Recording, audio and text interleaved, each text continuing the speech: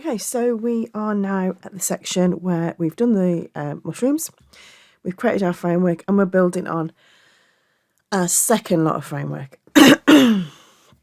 So we've worked in our areas here, which we spoke about before, and these will all be in the pattern, and we're just, hang on a second, just lost my ball there, building in our second lot of fencing, because this is our pumpkin patch. So we're going to do a double treble crochet. So this one here is a double crochet, treble crochet, which means we have 4 loops on. So that would be your 4 loops. We're going to only have 3 loops on this one because this is just one double treble crochet. Sorry, I'm out of breath. Okie dokie. So 3 loops. Take it around this post here and go through 1, 2, 3 loops there.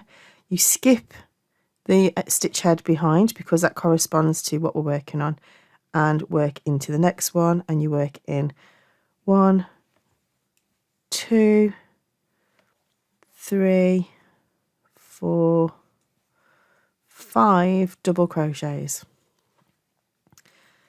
and you just repeat that until the end.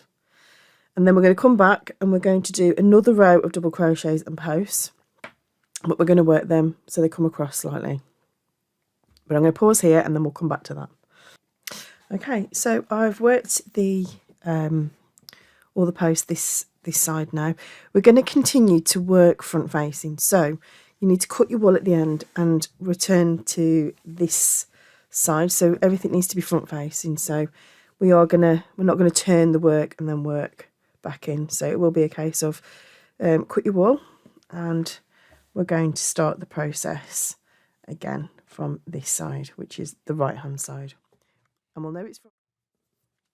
Okay, my lovelies, so we are working on the second row of our fencing.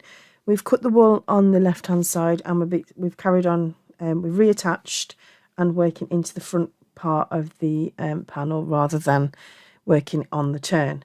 So 2 chains and 3 half trebles. We're going to work a double crochet, so should have 4 loops on our hook, and then we're going to work around the base of our second post in to create our makeshift fencing. Okie dokie. Skip the stitch behind and then continue to work. 1, 2, 3, 4, 5 stitches, and then you're going to work. So what you'll do is this will be the stitch that you skip, which will be your post. Do you double again around the next post, and let go. Sorry, let's do it again. Double around. So you don't want it too over tight, you don't want it over loose. So I'm not too worried about this section because sometimes that generally happens, to be fair, just for me anyway. Then you're going to do your 5 half trebles behind. 1, 2, 3, 4, 5, and then that's your post one there, so you'll skip that one. So double again.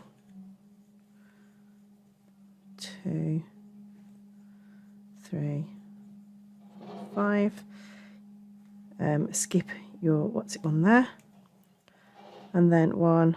Let's bring you in a bit closer. Sorry about the dark colours. They're not showing up as nice as I'd like them to. 1.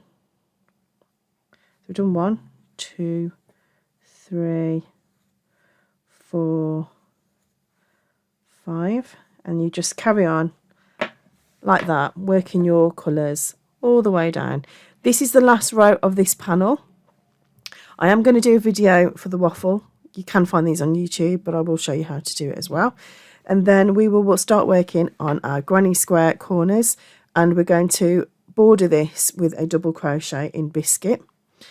mink, sorry, and then that'll give us the right amount of stitches that we need to then bring in our granny square and to bring it together. So I shall see you on the next video.